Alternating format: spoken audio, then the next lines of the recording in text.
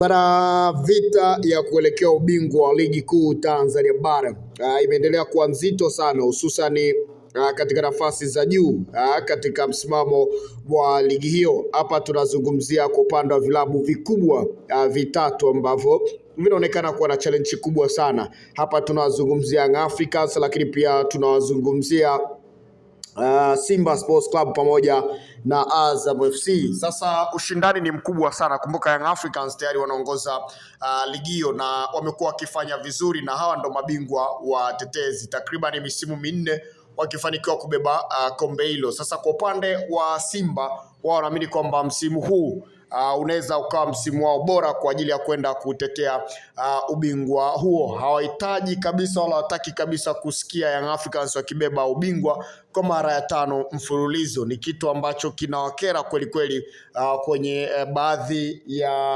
mambo ambayo wamekuwa wakiyajadili kwa upande wa viongozi wa klabu hiyo, lakini pia mashabiki pamoja na wanachama. Sasa mchongo upo namna hii. Kwa siku ya jana tuliweza kushuhudia moja kati ya mechi bora kabisa ya dabi mzizima kati ya Simba Sports Club pamoja na Azam FC, mechi ambayo ilimalizika kwa sare ya 0-0.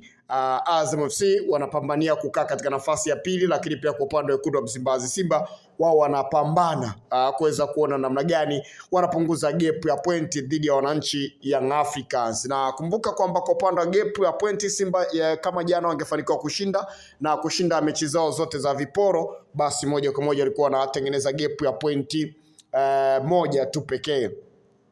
Sasa baada ya kudondosha alama 2 kwa siku ya jana, baada ya kutoa sare dhidi ya Azam FC, ndugu yangu mimi nikwambie kwamba gap ya pointi inakuwa ni gap ya pointi 3, kwa sababu Young Africans wana pointi 41 kwa hivi sasa, lakini pia Simba wana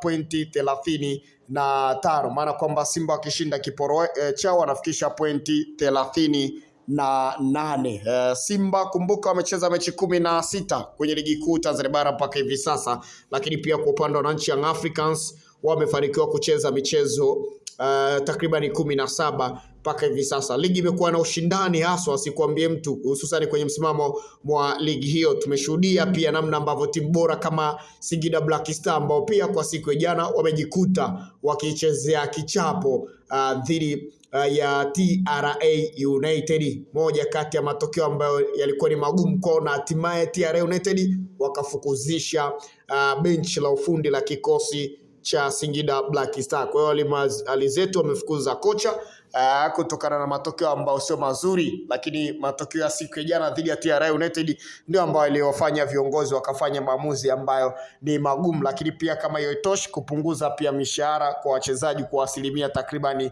40. Je, wachezaji wataridhika kukatwa asilimia 40 ya mshahara?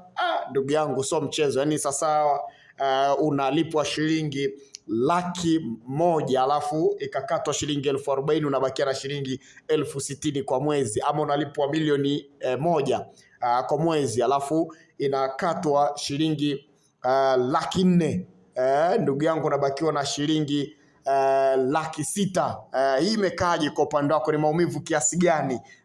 Ama unalipwa kiasi fulani alafu unashangaa kiasi hicho basi kinapunguzwa kwa asilimia 40. Ni jambo ambalo pengine linaweza likapokelewa kwa ugumu zaidi kwa upande wa wachezaji wa kikosi cha Singida Black Star. Sasa tuachane na story hiyo, tunaishi zaidi katika kile ambacho kimetokea katika mchezo wa dabi ya mzizima kwa upande wa Simba Sports Club dhidi ya Azam FC, moja kati ya mechi ambayo kila mmoja alikuwa anasubiri kuweza kuona kwa mkubwa ni nani ambaye anakwenda kuibuka na ushindi, lakini Azam FC wanalazimisha Simba kupata sare, na inakuwa ni faida kwa upande wa Azam FC kwa msimu huu dhidi ya mnyama Simba. Maana mzunguko wa kwanza Azam FC walifanikiwa kuokota alama 3 dhidi ya Simba, hivyo jana wanatoa sare, wanapata alama 1, maana kwamba wamefanikiwa kupata alama 4 dhidi ya mnyama Simba. Si wastani mbaya kwa upande wa Azam FC, labda tu ingawa ni kwamba katika nafasi ile ya pili ambao wana kiu kubwa ya kukaa, hii ni pigo pia kwao, lakini kwenye swala la head to head na mnyama kwa msimu anaonekana kuwa bora haswa. Lakini kwa upande wa Simba Sports Club wanaamini kwamba mechi ya siku ya jana walikuwa wanahitaji kuweza kupata ushindi, na walikuwa wanaamini kwamba ushindi ulikuwa upande wao. Ahmed Rajga, moja kati ya mwamuzi bora kabisa kwenye ardhi ya Tanzania, kwa upande wa wekundu wa Msimbazi Simba wanaona kwamba ndiye ambaye amewafelisha, na wanahisi kwamba ndiye mwamuzi ambaye amekuwa akiwafelisha mara kwa mara, hususan kwenye mechi kama hizi kubwa dhidi ya Azam FC, dhidi ya Young Africans. Mara kwa mara akipuliza kipenga, wao waga wanaona kwamba ni mwamuzi ambaye anakuwa anawakwamisha sana, hususan katika kufuata zile sheria zote 17. Sasa kikao ambacho kinaendelea kwa hivi sasa kwa mnyama na mipango namna ambavyo ilivyo ni kwamba hawamtaki Rajga achezeshe mechi zao tena. Hawamtaki kabisa mwamuzi Ahmed Rajga aweze kuchezesha mechi zao tena. Sasa ni moja kati ya mambo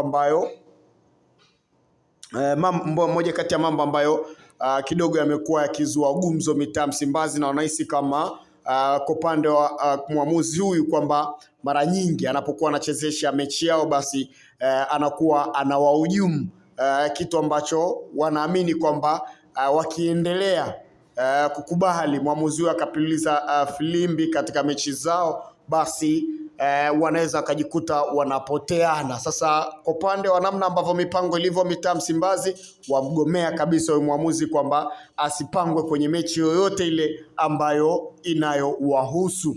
Sasa hii imekaaje? Kikubwa ni kuambia kwamba endelea kubaki nasi, nitakuja kukufahamisha kwa undani zaidi kuhusiana na hichi ambacho kinaendelea kwa upande wa Ahmed Rajga pamoja na Simba Sports Club. Msimamo wa ligi ndo kama ulivyo. Simba wakishinda viporo vyao, gap ya pointi 3. Bingwa nani kwa msimu huu? Ni maswali ambayo bado yanaendelea kuwa mazito haswa. Mimi ni Eric Keman, referee mwenye beji ya FIFA. Hakikisha una subscribe channel yetu.